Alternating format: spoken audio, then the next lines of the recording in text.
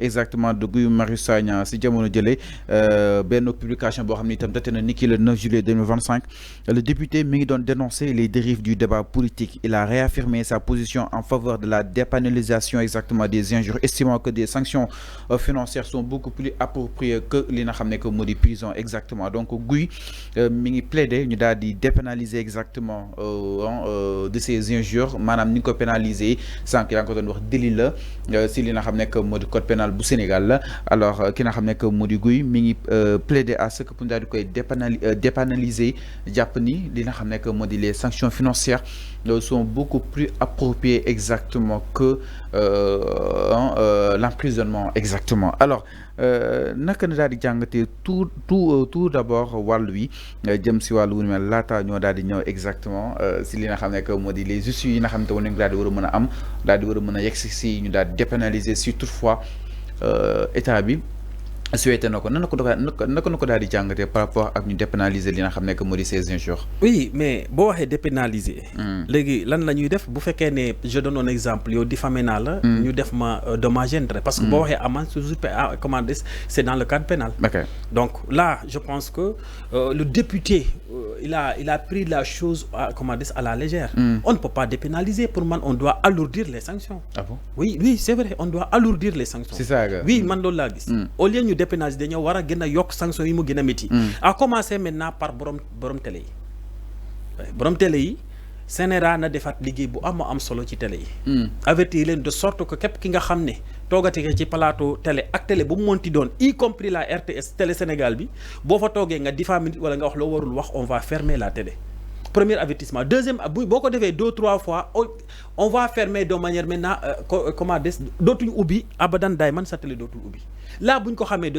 dina permettre Serigne Fallou bu invité Abdou Sarr balaa ñoo yëg plateau dinañ ko wax ne kat yow canaliser sa waxal li waxal le bu CNRA pare ci borom télé yi ba pare ñu doog a ñëw nag ci li nga xam ne moom mooy nit ci je ne peux pas comprendre tu es un Sénégalais avec le Sénégal fu mu toll ak jafe-jafeem ak mitim nga toog ci plateau télé xalaatoo leen lu dul di wax Fallou si la lu ñaaw di ko xas di ko saaga pour je ne comprends pas lan lañ ci gagné en fait bu fekkee ne walaay wala suuli amatoo xam-xam bi nga xam ne boo toogee ci télé war nga ko mën a véhiculer mu jëriñ askan wi mais bul dem télé nga xam ne yow bokkoo ci ñi yàlla bin pour mu wax. Donc ça je pense que Guy Marius Sagna li mu wax il a pris la chose à la légère parce que li ñu war a xam mooy que ne aujourd'hui ñu ngi yàq suñuy njaboot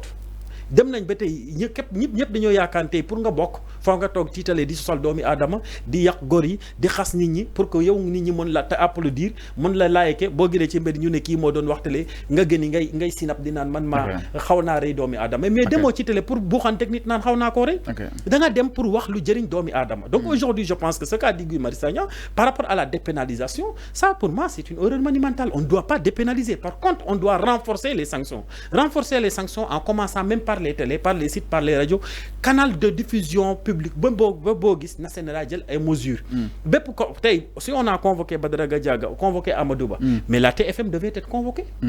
parce que en réalité ñoom ñoo ubbi seen antenne ubbi également seen i micro taal seen caméra bi àdduna mën di gis donc ki nga xam ne day diffuser bu ñu convoqué ki saaga war nañ ko convoqué wale et que ça c'est valable pour tous les sites man mi bokk naa ci bi di sama site donc aujourd'hui on doit revoir le terrain politique on doit revoir la scène publique parce que tout simplement aujourd'hui Sénégal bokkoon na ci dëkk yi gën a am valeur ci àddina mais tey mu ngi commencé bokk ci dëkk yi gën a ñàkk valeur parce que saaga defaatuñ ko muy dara Sénégal actuellement gor amatu fi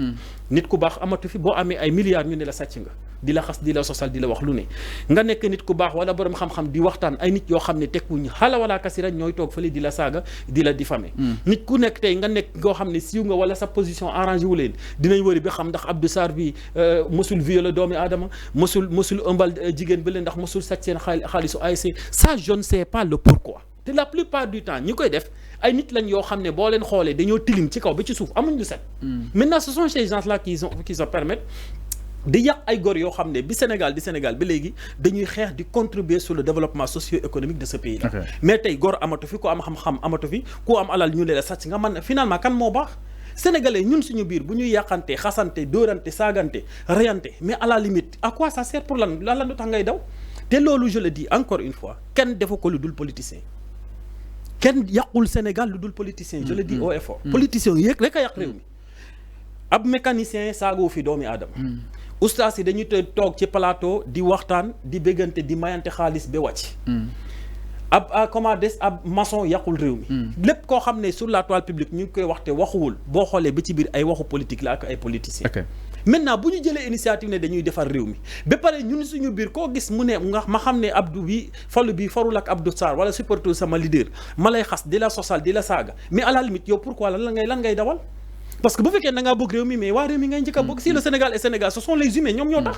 donc aujourd'hui, ce qu'on doit revoir, ce sont les comportements. Un politicien est un modèle par excellence. Un politicien, c'est une référence. Un politicien également, ça doit être une icône. Si vous même vous faites que conquérir, ne serait-ce que conseiller municipal wala nga nek maire mais war nga bàyyi ci sa page histoire u dëkk bind yoo xam ne ku ñëw ubbi lire dina am lu ko jëriñ mais également dinañ xam ne kii kat modèle la ki nit ku responsable la on ne veut pas conquérir le pouvoir avec n'importe quel moyen, c'est la chose la plus dangereuse, c'est la chose la plus grave te nag jàpp nañ ne pour conquérir le pouvoir il faut diffamer, il faut mentir, il faut ngay sosal ay góor, il faut nga yàq ay góor pour nit ñi jox la bopp jox la pouvoir. donc loolu yàgg dafay am exactement. mais bien sûr eeru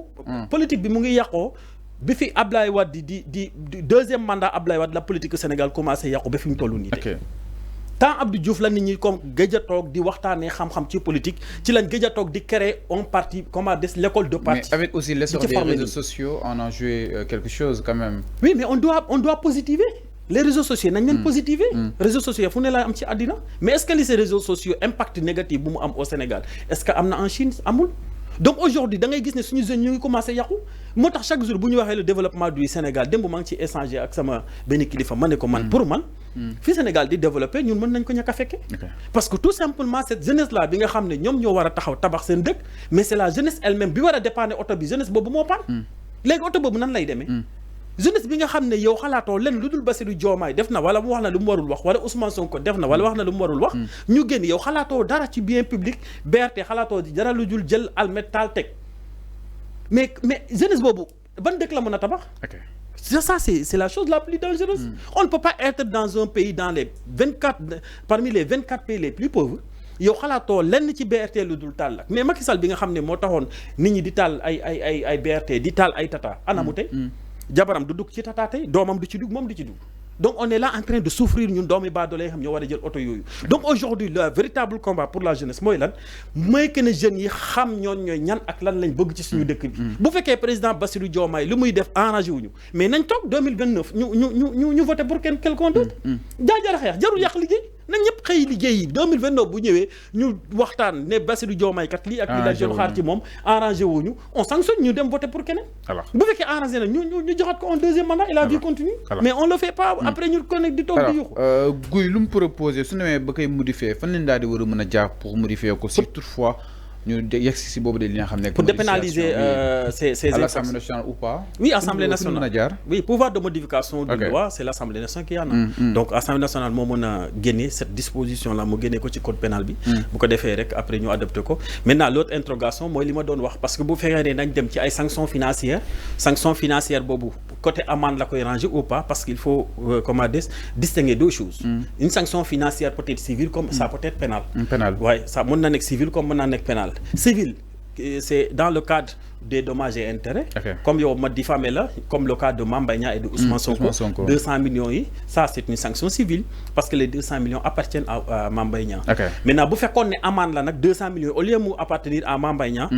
État du Sénégal, trésor lay dem verser ko État du Sénégal moo ko moom. Et que amende c'est dans le cadre pénal. Maintenant, lu mu bëgg a wax foofu mooy que ne bu fekkee ne sanction civile rek lañ ko bëgg a def sanction financière. Et dans ce cas-là, on va sortir ces dispositions-là, on va les abroger du code pénal pour adopter d'autres. Donc là, mais pour moi, c'est pas ça. C'est pas une solution. Non, c'est pas une solution. Alors, exactement par rapport à justement la sortie de Guy Marius Sagna, mais je suis l'analyse du juriste Abdou Sarr, jëm si li nga xam ne moo di justement dépénaliser exactement yenn si ay injures. Alors ndax ñu itam si les sans plus tarder ginnaaw loolu ba tey si wàllu juridique li ñu daal dese nii